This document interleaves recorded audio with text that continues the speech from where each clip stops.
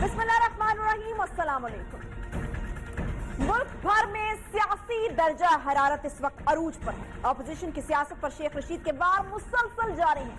पस मंजर में कौन कौन अस्करी क़यादत से मुलाकातें करता रहा, कब कब वन ऑन वन मुलाकातें की जाती रहीं, जबकि अवाम में फौज की सियासत में मुदाखलत पर बयानियां जोरों शोर से बयान किया जाता रहा। कल DGI-SPR के बयान से सियासी जमातों में एक बड़ी हलचल मच चुकी है। वोट को इज्जत दो के बयानिए पर एक बड़ी जरब लगी है। आज शेख रशीद एक बार फिर से मैदान में आए और धुआंधार अंदाज में एक बार फिर से मुखालिफिन को ललकारते रहे। अपोजिशन कहती है नहीं मिले, अब तो वो भी कहते हैं हम मिले हैं। तमाम लीडर कमर जावेद बाजवा से 16 की रात को मिले हैं। तो मैं चैलेंज करता हूं आज फैसलाबाद में कि मौलाना फजलुर रहमान से लेके बिलावल तक सब तन्हाई में मिलते हैं। एक दफा इनकार करे, मैं डेट और जगह बताऊंगा, लाहौर हफ्ते के लिए। नवाज शरीफ ने अपनी सियासत का गला खुद दबा लिया है। नवाज शरीफ ने अपनी सियासत की सियासी कब्र खुद खोदी है। नवाज शरीफ ने पाकिस्तान के अजीम अदारों को ललकारा है। आज उसी फौज को आंखें दिखा रहा है जिसकी गोद में आके वो एक्साइज एंड टैक्सेशन का मिनिस्टर बना। बिलावल साहब ने कल कहा है कि मुझे बुलाओगे तो मैं नहीं आऊंगा। ऑपोजिशन की APC में बनने वाला पाकिस्तान डेमोक्रेटिक अलायंस सवालात की जद में है इस वक्त। मियां नवाज शरीफ ने अपनी पार्टी अरकान को सख्ती से मना कर दिया है कि कोई भी नून लीगी रुकन अब अस्करी क़यादत से कोई मुलाकात नहीं करेगा। मोहम्मद जुबैर की बयानात में तजादात भी खुलकर सामने आ रहे हैं, जिसमें वो अभी तक ये समझाने में नाकाम रहे हैं कि मरियम नवाज या नवाज शरीफ साहब को मोहम्मद जुबैर की आर्मी चीफ से की गई मुलाकातों का इल्म नहीं था। उनके तजादात से भरपूर किस्म के जो बयानात हैं इस वक्त सोशल मीडिया पर काफी वायरल हुए हैं, जिससे नून लीग के इनकलाबी बयानिए जो है वो काफी मुश्किल का शिकार नजर आ रहा है। वफाकी वजीर शेख रशीद ने आज एक बार फिर से तमाम मुखालिफिन को चैलेंज किया है और कहा है कि शेख रशीद लीक्स जारी रहेंगी। हर रोज यूं ही एक एक करके सबको बेनकाब करूंगा। आज उन्होंने कहा कि बिलावल भुट्टो और फजलुर रहमान आर्मी चीफ से तन्हाई में मुलाकातें करते हैं और मोहम्मद जुबैर से सवाल किया कि मोहम्मद जुबैर की 36 साल से कमर जावेद बाजवा से मुलाकात नहीं हुई, तो अब ये कैसे मुलाकातें की जाती रही हैं। साथ ही उन्होंने ऑपोजिशन को ललकारा कि इस्तीफे दो, आज ही इलेक्शन करवाएंगे। नवाज शरीफ के बारे में शेख रशीद साहब ने कहा कि नवाज शरीफ ने अपनी सियासत की कब्र खुद खोद दी है और नून लीग के बारे में पेशगोई भी कर दी कि जनवरी में नून से शीन निकलेगी। नून लीग में से शहबाज लीग अलग हो जाएगी और पीपल्स पार्टी के बारे में भी कहा कि अगर पीपल्स पार्टी ने इस्तीफे दिए तो सिंध से भी जाएंगे और फजलुर रहमान को भी मुंह की खाना पड़ेगी। लेकिन आज शेख रशीद साहब ने मौलाना फजलुर रहमान पर एक और संगीन इल्जाम भी लगा दिया कि मौलाना फजलुर रहमान जो हैं वो शिया सुन्नी फसादात करवाना चाहते हैं। कह रहा हूं कि फजलुर रहमान साहब इस मुल्क में शिया सुन्नी फसाद कराना चाहते हैं। इस मुल्क में खत्म नबूवत की बात कर रहे हैं। खत्म नबूवत का कानून हमने रोका, उसके खिलाफ फजलुर रहमान ने वोट दिया। हमने कहा कि अगर आपने खत्म नबूवत के खिलाफ कोई बताया और काम किया तो हम आशिक़े रसूल हैं। अय्याज सादिक को मैंने कहा अगर हिम्मत है तो जुमे से पहले पहले खत्म नबूवत के कानून को ठीक करो। उन्होंने जुमेरात को ठीक किया और मैं मीडिया पे चैलेंज कर रहा हूं कि फजलुर रहमान की पार्टी ने उसको वोट दिया था खत्म नबूवत के खिलाफ। जब मुल्क में फिरकावारियत की एक मुनज़्ज़म मुहिम चलाई जा रही हो, दुश्मन मुल्क के एजेंट पकड़े जा रहे हों, इस दौरान वफाकी वजीर का अपने सियासी मुखालिफ पर इतना संगीन इल्जाम क्या सिर्फ एक सियासी हमला है या सियासी बयानबाजी समझा जाए इसे, या रियासत अब मौलाना के बारे में कोई बड़ा फैसला कर चुकी है? बड़ा हम सवाल है। इस तमाम सियासी और सिक्योरिटी सूरत हाल पर बिल्कुल हम बात करेंगे। हमारे साथ आपको बता दें कि मौजूद हैं मेजर जनरल रिटायर्ड एजाज अमान साहब, दिफाई तज्जियाकार हैं। इसके अलावा आरिफ निजामी साहब भी हमें ज्वाइन कर रहे हैं। वैस तौहीद साहब भी अब से कुछ ही देर में हमारे साथ मौजूद होंगे। सबसे पहले मेजर जनरल रिटायर्ड एजाज अमान साहब की तरफ में जाना चाहूंगी। जहां साहब मैं आपसे ये जानना चाहूंगी कि DGI-SPR की मौजूदगी में आर्मी चीफ से मुलाकात होती है और फिर कहा जाता है कि मुलाकात जाती नौयत की थी। किस हद तक दुरुस्त लगता है आपको स्टेटमेंट? वैसे प्रोटोकॉल्स होते क्या इस तरह की मुलाकातों के? जी थैंक यू वेरी मच। देखिए आयशा, बात यह है कि जाती नौयत की मुलाकात मैं नहीं समझता कि उनके इस तरह के कोई ताल्लुकात हैं। और अगर ये मुलाकात पिछले 3.5 साल में या 4 साल में कभी भी नहीं हुई और अचानक इनकी वो 36 साल दोस्ती या 40 साल दोस्ती की वजह से 10 दिनों में 2 मुलाकातें हो गई, तो ये कहना गलत है। पहली मुलाकात शायद इन्होंने दोनों दफा मुलाकात इन्होंने मांगी है, और जब 10 दिनों के अंदर आप दूसरी मुलाकात मांगते हैं तो यकीनन इससे ये नतीजा निकाला जा सकता है कि ये मुलाकात कोई इतनी बेमकसद या इतनी गैर अहम नहीं थी जिसको 10 दिनों के अंदर दोबारा मांगा गया। और आर्मी चीफ ने इस मुलाकात में डीजी ISI को बतौर विटनेस अपने साथ बिठा लिया। तो जब ऐसी बात है तो यकीनन मैं समझता हूं, मैं इससे नतीजा ये निकालता हूं कि कोई पैगाम रसानी थी जो ये कर रहे थे और कुछ रिलीफ थी जो लेने के लिए इन्होंने बात की। क्योंकि इस पे तो अब DG ISPR भी बात बड़ी वाजे कर चुके हैं कि मरियम नवाज की और नवाज शरीफ के केसेस के ऊपर भी उनके मामलात भी डिस्कस किए गए। तो जब इस तरह की कोई पैगाम रसानी हो रही हो और इसको चीफ ऑफ आर्मी स्टाफ ने जब सेंस कर लिया तो उन्होंने DG ISI को अपने पास बतौर विटनेस बुला लिया और प्राइम मिनिस्टर को भी आगाह किया, पहली मुलाकात से भी और दूसरी से भी, क्योंकि वो नहीं चाहते। और इस वक्त पाकिस्तान आर्मी की तमाम सीनियर लीडरशिप ये नहीं चाहती कि पाकिस्तान आर्मी पॉलिटिक्स में उसको ड्रैग किया जाए या पॉलिटिक्स में इन्वॉल्व हो, क्योंकि बहुत ज्यादा पिछले 2 साल से जब से ये हुकूमत आई है, आप भी देख रहे हैं, हम भी देख रहे हैं, पूरी कौम देख रही है, सिलेक्टेड और सिलेक्टर की बातें हो रही हैं। कभी इसको hybrid system of the government कहा जा रहा है। तो ये इल्जाम तराशियां तो पाकिस्तान आर्मी के ऊपर इस पूरे 2 साल से हो रही हैं। अच्छा जान साहब, फिर वही वाला सवाल मैं आपसे ये जानना चाहूंगी, अपने व्यूअर्स के लिए भी और अपने लिए भी ऑब्वियसली, कि इस तरह की मुलाकातों के प्रोटोकॉल्स क्या होते हैं? प्रोटोकॉल बड़ा सिंपल है जी। जब कभी कोई मुलाकात करने के लिए आर्मी चीफ को कहे कोई भी पॉलिटिशियन, कोई भी सेनेटर और पर्टिकुलरली कोई फॉर्मर गवर्नर या senior federal officer, federal minister अगर कोई रिक्वेस्ट करता है कि मैं मिलना चाहता हूं और उनके पास वक्त हो तो यकीनन वो उनको बुलाएंगे कि आए और मिल लें। अगर वो जाती नौयत की मुलाकात है तो ये अकेले 1-on-1 भी हो सकती है, और अगर कोई उसमें पैगाम रसानी हो या किसी अहम जनरल साहब, मैं आपसे जानना चाहूंगी कि जिस माहौल में ये मुलाकात हुई, DG ISI मौजूद थे, आर्मी चीफ साहब मौजूद थे, खुद कहकर ये मुलाकात जो है वो हुई, तो आपको ये किसी भी तरह से इसको जाती नौयत की मुलाकात कह सकते हैं? मैंने पहले आपको कह दिया है कि मैं दूसरी मुलाकात को जाती नौयत की मुलाकात नहीं समझता। ये यकीनन कोई पैगाम रसानी थी जिसके लिए वो आए थे। इसी वजह से उन्होंने आर्मी चीफ ने DG ISI को अपने साथ बिठा लिया। सही है, सही है, ठीक है। उवैस तौहीद साहब सीनियर सहाफ़ी हैं, तज्ज़ियाकार हैं, हमें बिल्कुल ज्वाइन कर चुके हैं। उवैस तौहीद साहब, ये अस्करी क़यादत से ऑपोजिशन की मुलाकातों की जो खबरें हैं उनका सिलसिला जारी है। शेख रशीद साहब कह रहे हैं कि ये जो उनकी लीक्स हैं ये जारी रहेंगी। मुझे ये बताइएगा कि ये जो सिलसिला एक नया चल पड़ा है, ऑपोजिशन एक तरफ तो इनकलाब लाने की बातें करती है, दूसरी तरफ छुप छुप कर मुलाकातें करती है, ये हो क्या रहा है आवाम के साथ?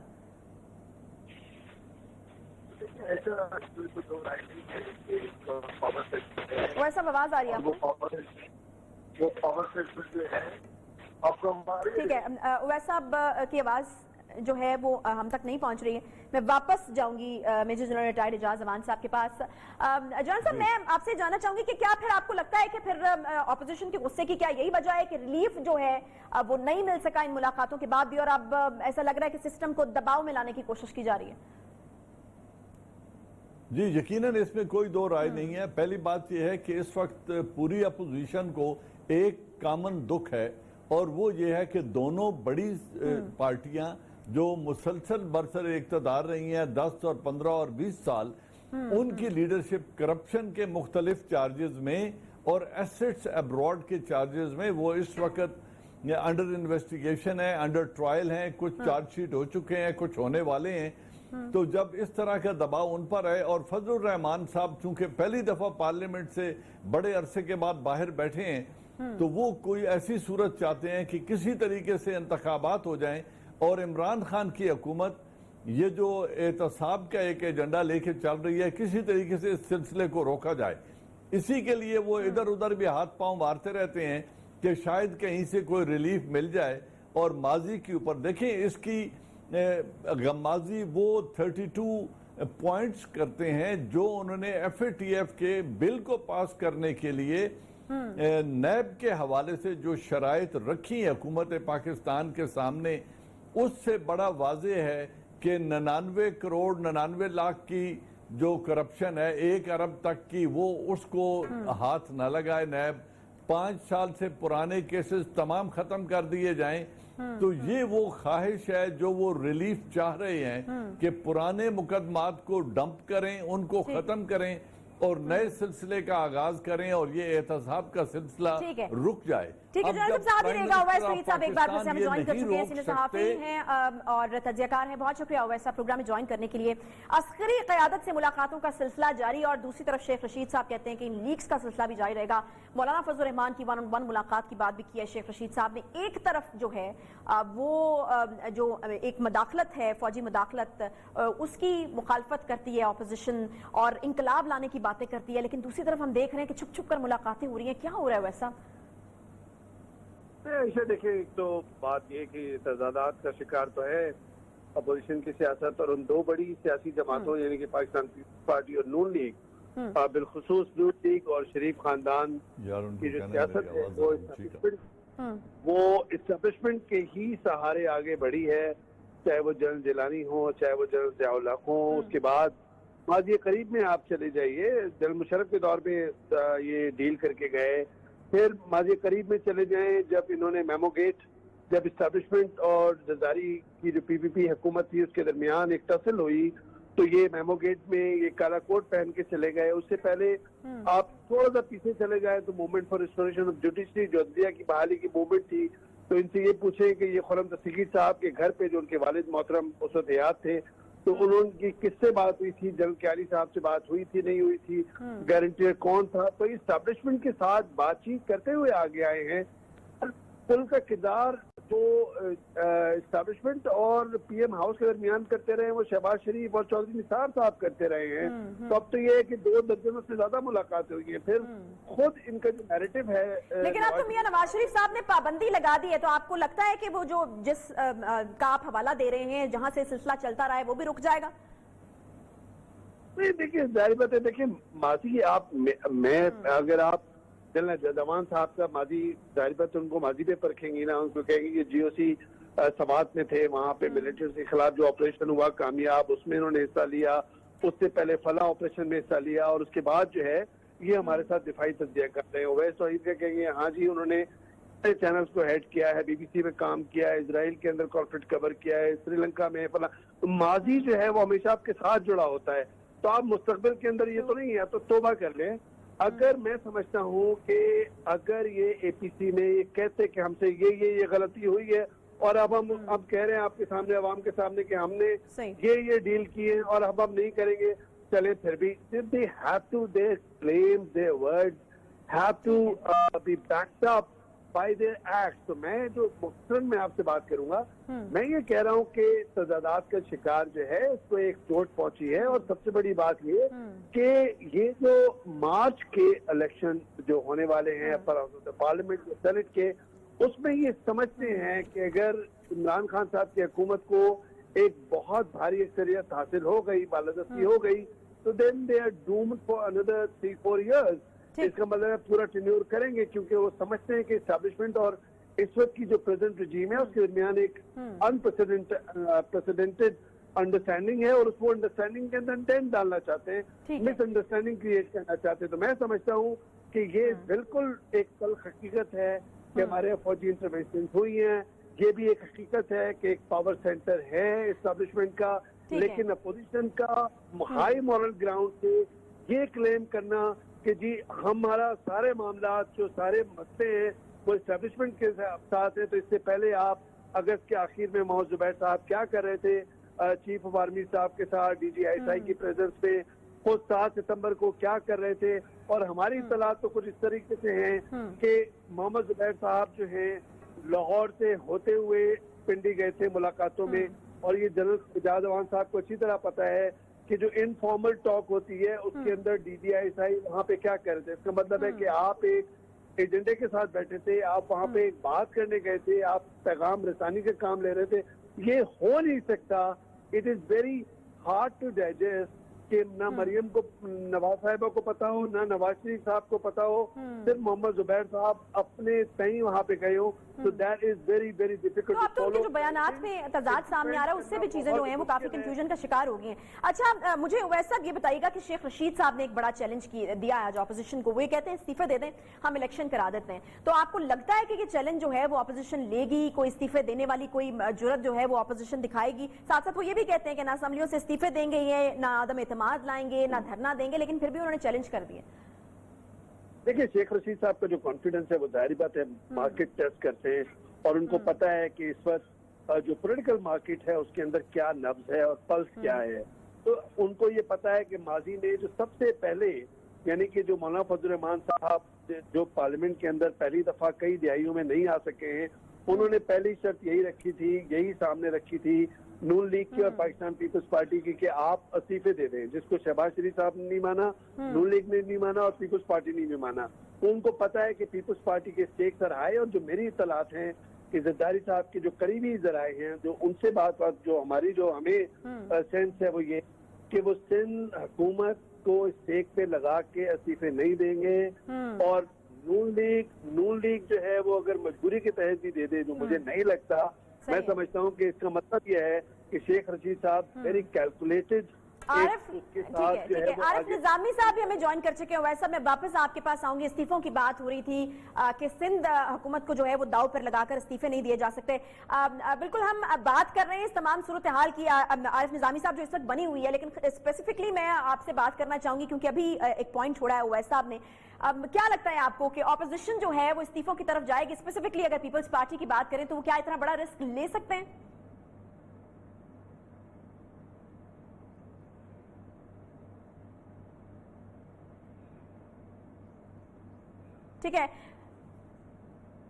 ठीक है, हम वापस राब्ता करने की कोशिश करते हैं आरिफ निजामी साहब से।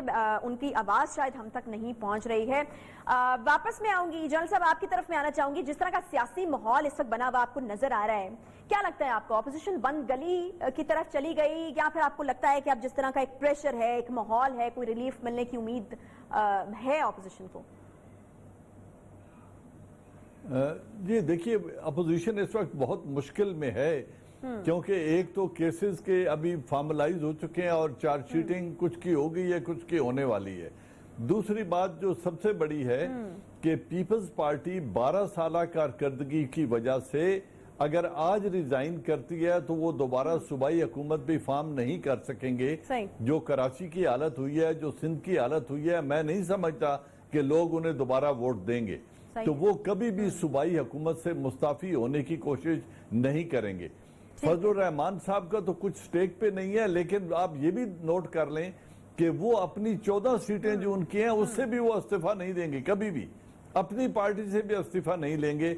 और नून भी इतनी बड़ी हमाकत नहीं करेगी कि वो सूबाई से और मरकजी सीटों से इस्तीफा दे दे और इंतखाबात की तरफ जाएं। हमाकत करती हुई जो है वो नजर नहीं आ रही। Major general retired Ejaz Awan साहब हमारे साथ मौजूद थे, और इसके अलावा उवैस फहीद साहब ने हमें ज्वाइन किया। बहुत शुक्रिया आप दोनों हजरात का। एक छोटा सा मुझे ब्रेक लेना है। ब्रेक के बाद जब हम वापस आएंगे तो हमें बिल्कुल बात करनी है गुजरांवाला के रेप केस के हवाले से। आपको याद होगा कि पीर के रोज हमने इस केस के ऊपर काफी डिटेल में बात की थी। वो खातून हमारे साथ मौजूद थी और रो रो कर उन्होंने जो है वो अपनी रुदात सुनाई थी, जिससे जो है वो किसी का भी दिल दहल सकता था। लेकिन अब इस कहानी में आया एक नया मोड़। वो खातून जो है वो अदालत में जाकर अपने बयान से मुकर गई हैं, अपने बयान से फिर गई हैं। हमारे जो जराए हैं वो हमें ये बताते हैं कि बहुत ही ज़्यादा जो प्रेशर है उनके ऊपर डाला गया, जिसकी वजह से उनको अपने बयान से मुकरना पड़ा। असल कहानी है क्या, इससे जुड़े जो हकाइक हैं उनसे आज हम पर्दा उठाएंगे एक छोटे से ब्रेक के बाद। साथ में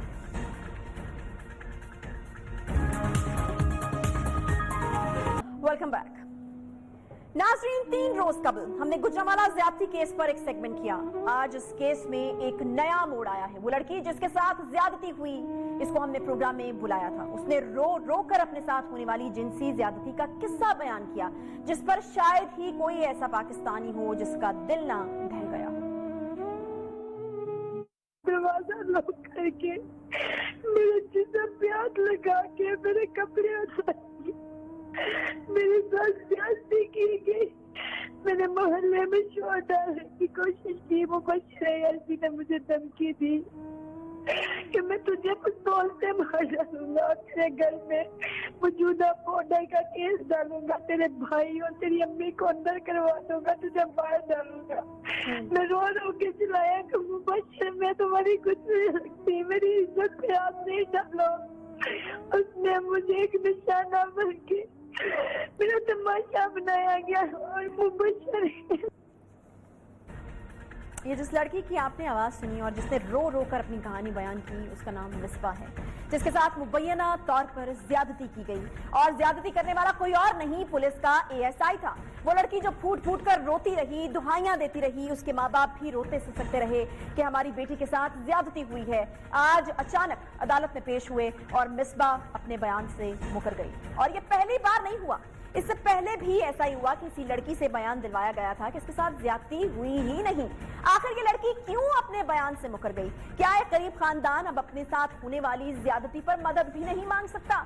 क्या इस केस में इल्जाम पुलिस वालों पर आया इसलिए मुकम्मल बंदोबस्त किया गया कि अदालत में लड़की जो है वो अपने बयान से मुकर जाए? आज मैं इस प्रोग्राम में इस कहानी के अहम तरीन राजों से पर्दा उठाऊंगी। 9 सितंबर को मिसबा नामी इस लड़की के साथ कुछ औबाश बदतमीजी करते हैं, इसके कपड़े फाड़े जाते हैं, जिसकी शिकायत के लिए ये पुलिस से मदद मांगती है, 15 पर कॉल करती है इसकी मदद के लिए और तफ्तीश के लिए आने वाला एएसआई मुबैना तौर पर इस लड़की को अपनी हवस का निशाना बनाता है, जिस पर यह लड़की मुंह बंद नहीं रखती और रोती है, चिल्लाती है। थाने वालों को रिपोर्ट की जाती है, लेकिन जो शर्मनाक सलूक एएसआई मुबश्शिर इस लड़की के साथ करता है वो ही सलूक थाने का एसएचओ भी करता है। जब लड़की की कोई भी दाद रसी नहीं करता और इसे पुलिस वाले डराते धमकाते हैं लेकिन इसे इंसाफ नहीं मिलता, तो वो मीडिया के सामने आती है और सब कुछ उगल देती है। 9 सितंबर को होने वाली ज्यादती पर 19 सितंबर को मिसबा क्या दास्तान बताती है, सुनिए जरा। करके मेरे कपड़े भी सर उतार के उसने मेरे साथ गलत काम किया।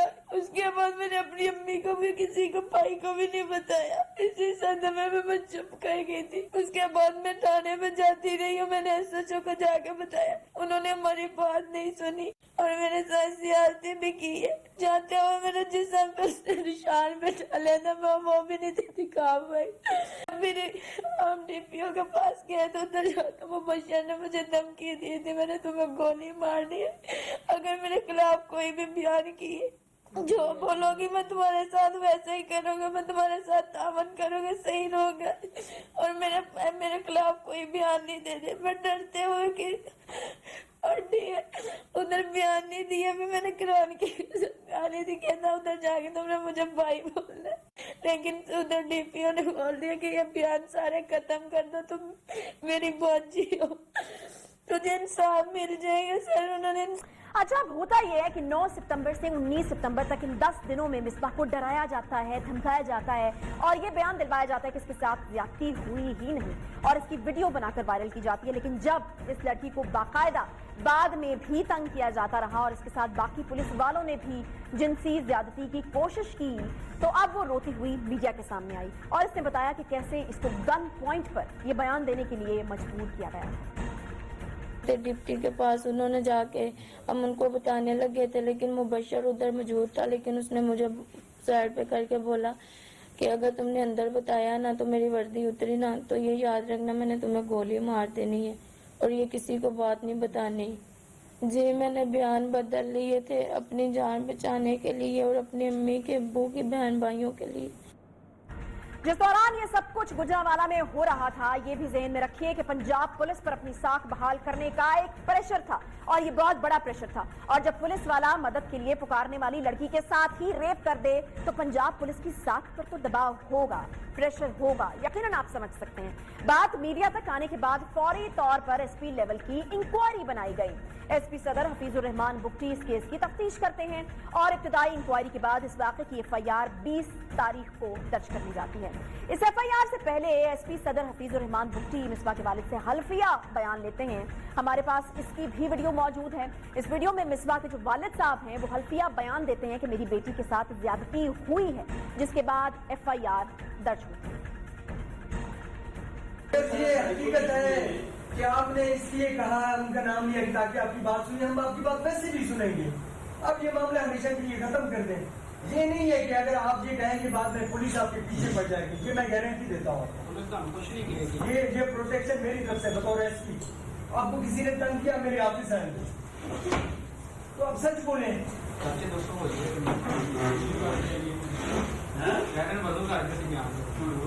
आप बगैर वजू के बता दें, आप बात पे यकीन है। आखिरी वाली जी बिल्कुल। और आपने देखा कि किस तरीके से हल्फिया तौर पर जो है अब वो लड़की के वालिद ने इस चीज का इकरार किया कि ज्यादती तो हुई है। 20 तारीख को एफआईआर दर्ज होने के बाद इस फैमिली पर मुख्तलिफ हरबों से दबाव का एक सिलसिला शुरू हो जाता है और इस बार दबाव किसी भी तौर पर मुबैना मुलजिम की तरफ से ही नहीं बल्कि मुनज़्ज़म अंदाज में इस मजलूम खानदान का घेराव किया जाता है। लेकिन अदालत में पेश होने से एक रोज पहले तक लड़की के वालिद प्रेशर नहीं आते, जिसका हमारे पास सबूत मौजूद है। 22 तारीख को लड़की के वालिद का वो बयान जो वो लड़की का मेडिकल करवाने से पहले देते हैं, जिसमें वो बताते हैं कि उन्हें धमकाया जा रहा है, वो ये है। मैं काम गया सा भाजी, मैं आया वापसी ते मेरे आउण तक पहला भी आए ने मेरे घरदिਆਂ ਨੂੰ मतलब है कि ਕਹਿੰਦੇ रहने कि जी ਅਸੀਂ ਸੁਲਾ ਵਾਸਤੇ ਆਏ ਆ। ਉਹਨਾਂ ਨੇ ਨਿੱਕੇ ਨਿੱਕੇ ਤੁਸੀਂ ਬਾਲ ਸੁਲਾ ਤੁਹਾਡੇ ਨਾਲ ਤੇ ਨਹੀਂ ਹੋਣੀ, ਕਿਸੇ ਵੱਡੇ ਨੂੰ ਘੱਲੋ, ਠੀਕ ਹੈ। ਇਸ ਵਜ੍ਹਾ ਤੋਂ ਨਾ ਕਹਿੰਦੇ ਨੇ ਜੇ ਨਹੀਂ ਸੁਲਾ ਕਰਨੀ ਤੇ ਅਸੀਂ ਦੂਸਰਾ ਤਰੀਕਾ ਵੀ ਇਸਤੇਮਾਲ ਕਰ ਲੈਂਦੇ ਆ। ਸਾਨੂੰ ਸਾਰੇ ਤਰੀਕੇ ਇਸਤੇਮਾਲ ਹੁੰਦੇ ਨੇ, ਜਿਹਦੀ ਵਜ੍ਹਾ ਤੋਂ ਮੈਂ ਬਹੁਤ ਜ਼ਿਆਦਾ ਟੈਨਸ਼ਨ ਲਈ। ਮੈਨੂੰ ਮਤਲਬ ਕਿ ਦਿਲ ਮੇਰੇ ਨੂੰ ਕੁਝ ਹੋਣ ਲੱਗ ਪਿਆ। ਉਹਦੇ ਘਰਦਿਆਂ ਨੇ ਸਾਨੂੰ ਤਿੰਨੇ ਮਕਾਨ ਵੇਚਣੇ ਪਏ, ਵੇਚ ਕੇ ਅਸੀਂ ਇਹਨਾਂ ਦੇ ਬੰਦੇ ਵੀ ਮਾਰਨੇ ਪਏ ਤੇ मारांगे। और इसके बाद फिर आगे जो वक्त गुजरा यानी अगले 24 घंटे उनमें ऐसा क्या हो गया कि सबको अपने बयान से जो है वो मुकरना पड़ गया। खासतौर पर वो लड़की जिसने रो रो कर मीडिया पर दुहाइयां दी, वो अदालत जाकर अपने बयान से मुकर गई। इसी पर बात करने के लिए शफकत इमरान हमारे साथ मौजूद हैं, जो इस स्टोरी को इन्वेस्टिगेट कर रहे हैं, ब्यूरो चीफ हैं न्यूज़ गुजरावाला के। फातिमा खान भी हमें ज्वाइन कर चुके हैं, हमारे कानून है, लॉयर है, बिल्कुल हमारे साथ मौजूद है। शफकत, सबसे पहले मैं आपकी तरफ आना चाहूंगी, उसके बाद ऐसा क्या हुआ? ये तमाम कहानी तो हमने शुरू से लेकर बयान कर दी एंड तक, जहां तक उसके वालिद जो हैं वो इस चीज का इकरार कर रहे हैं कि ज्यादती तो हुई है। उसके बाद ऐसा क्या होता है शफकत कि लड़की जो है वो अदालत जाकर अपने बयान से बिल्कुल ही फिर जाती है? इसके बाद की कहानी जो है वो जिस तरह आपने सारे शवाहिद के साथ बताया और एक एक चीज नजर आ रही है, ये बड़ा हमारे माशरे का ये बहुत बड़ा अलमिया है कि देखें अदालत में उसको किस तरह ट्रैप करके ले जाया जाता है। उसके साथ उसकी थोड़ी सी कहानी ये है कि जिस रात ये अगले दिन अदालत गई है, उससे पहले हम उसके घर पे थे और उसके घर में जो माहौल था वो हमने देखा वो बड़ा ही अजीबोगरीब था। कुछ ऐसे लोग थे सफेद पारचात में जो उनके घर में मौजूद थे। हमने देखा, पूछा भी उनसे कि ये कौन है, कुछ ने कहा कि हमारे अजीज हैं, कुछ ने कहा कि ये लोग जी पुलिस वालों ने बुलवाए हुए हैं। बहरहाल उसमें ये है कि इस लड़की को, इस खानदान को बड़ा सख्त प्रेशर था इस हवाले से, क्योंकि इस हवाले से पुलिस अपनी साख बचा रही थी। उस मुल्ज़िम को बचाने की तो अलग सी बात है, पुलिस सिर्फ और सिर्फ ये देख रही थी कि हमने अपनी साख कैसे बचानी है। डे 1 से अगर देखा जाए तो 9 सितंबर से लेकर 20 सितंबर तक ये सारी कहानी जिस तरह रोकी जाती रही, वो बड़ा अफसोसनाक वाकया है। हम अगर मीडिया इसकी आवाज ना बनता तो शायद एफआईआर भी दर्ज ना होती। जिस तरह उसने बता दिया, आपने वो शॉट सुन लिया कि वो रो रो के कह रही थी कि मुझे वो गन पॉइंट पे लेकर कह रहा था कि मैं अगर तुमने ये कुछ भी कहा तो मैं तुम्हें मार दूंगा। अब ये बिल्कुल पुअर फैमिली है। इसका भाई जो है वो चांद गाड़ी चलाता है, वालिद टेलर मास्टर है, खुद बेचारी बच्ची जो है वो तलाक याफ्ता है। उस पर तरह तरह के इल्जाम लगाए गए।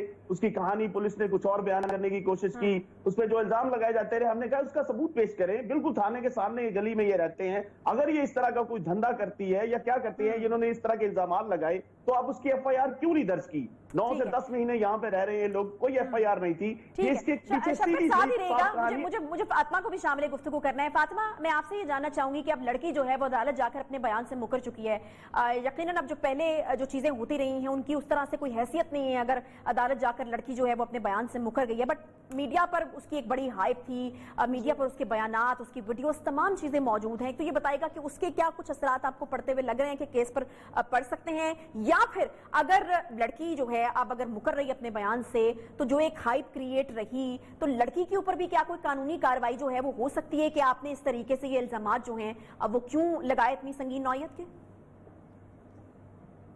देखिए, जिस तरह से आपने कहा कि जो बयान लड़की ने दिया है पहले, जो वीडियोस उसकी मौजूद हैं या जो मीडिया पे आके उन्होंने स्टेटमेंट्स दी हैं, हम उसको नहीं देखेंगे। हम देखेंगे कि उन्होंने कोर्ट में जाके क्या बयान दिया है। अगर आप कानून को देखें तो कानून ये देखता है कि अगर आप पुलिस के सामने भी कोई बयान देते हैं तो इवन उसकी भी वैल्यू नहीं होती।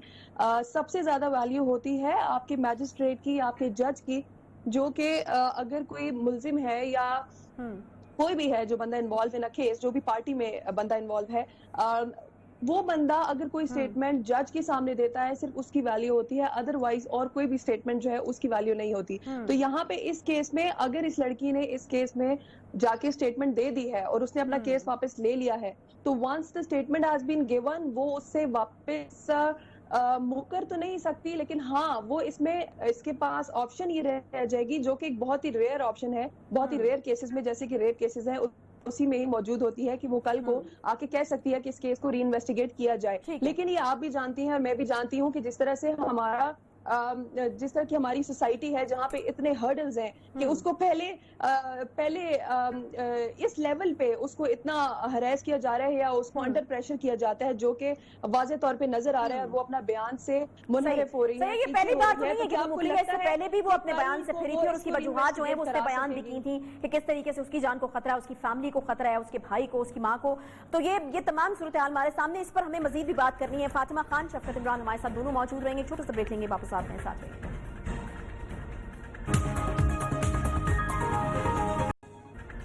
वेलकम बैक जी। बात कर रहे हैं हम गुजरांवाला रेप केस के हवाले से। हमारे मेहमान हमारे साथ मौजूद हैं शफकत इमरान साहब, फातिमा खान साहिबा। शफकत, मैं एक बार फिर से आपकी तरफ आना चाहूंगी। मुझे ये बताइएगा कि अब चूंकि लड़की है जो है वो बयान से फिर गई है, इससे पहले एसपी हफीजुर रहमान बुगटी का भी एक बयान जो है वो हमारे पास मौजूद है कि अगर लड़की जो है वो झूठी निकलती है तो उसके खिलाफ कार्रवाई की जाएगी। तो कोई कार्रवाई अमल में लाई गई है उसके खिलाफ?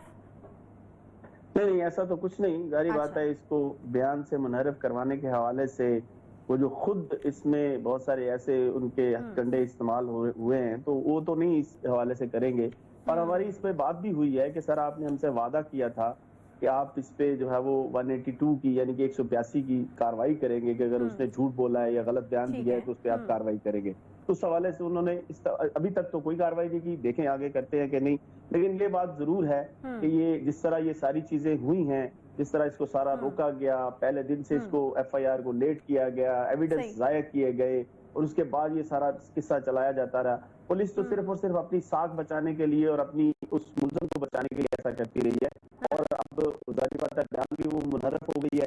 आगे देखते जारी बात, उनका घर में अब ताला है, वो घर से गायब है, मीडिया सारा उन्हें ढूंढ रहा है कि मतलब ये तो बताएं हमें कि भैया क्यों बयान से मुनहरफ हो गई है, क्या प्रेशर था, इसके पीछे कहानी क्या थी, जो लोग हमें तसल्लियां दे रहे थे, जो यानी आप वो गायब भी हो चुके हैं, किसी के सामने नहीं आ रहे और वो घर पे भी मौजूद नहीं है। पापा, मुझे ये बताएगा कि बड़ा क्लियर लग रहा है कि मामले को सेटल करने की जो है वो कोशिश की गई है। अगर तो वाकई लड़की छूटी थी, अपने बयान से खुद से मुकरी है, खुद से फिर तो उसको कानूनी कार्रवाई जो है वो होनी चाहिए थी। मुझे ये बताएगा कि क्योंकि हम हर तरह की पॉसिबिलिटी के ऊपर बात करते हैं, लेट्स की अदालत में उसने जो है वो फिर गई अपने बयान से, अगर दोबारा कभी वो इंसाफ के असूल की कोशिश करती है तो आपको लगता है कि ये पॉसिबिलिटी होगी या उसके हाथ में भी ये चीज रहेगी कि उसको इंसाफ मिल जाए? देखिए आयशा, यहाँ पे ये सवाल मेरे ख्याल में बिल्कुल यूजलेस है, क्योंकि अगर इस स्टेज पे उसको इंसाफ नहीं मिल रहा, जबकि वाकया अभी पे आया है, ताज़ा वाकया है, और हम तो डेली रूटीन में देखते हैं, कभी चाहे वो मोटरवे केस हो या सलाहुद्दीन जैसा केस हो कि जिसमें पुलिस जल्दी में नजर आती है, ऐसे केसेस में तो कुछ नहीं बना। और इस स्टेज पे आके कि जहाँ पे अच्छा फैसला होना चाहिए था, नजर आना चाहिए था, इंसाफ का होना नहीं नजर आ रहा, तो आप कैसी उम्मीद रख सकती हैं कि वो कल को फिर उठेगी और कहेगी कि चीजें होनी चाहिए? फॉर एग्जाम्पल सिक्योरिटी मिलती लड़की को ताकि वो अपने बयान पे कायम रहती है अपने लिए इंसाफ के। अगर एक गरीब लड़की जो ये कह रही है कि मेरी जान को भी खतरा है, मेरे घर वालों को भी खतरा, वो कितनी देर तक स्टैंड कर सकती थी? एग्जैक्टली यहाँ पे बात होनी चाहिए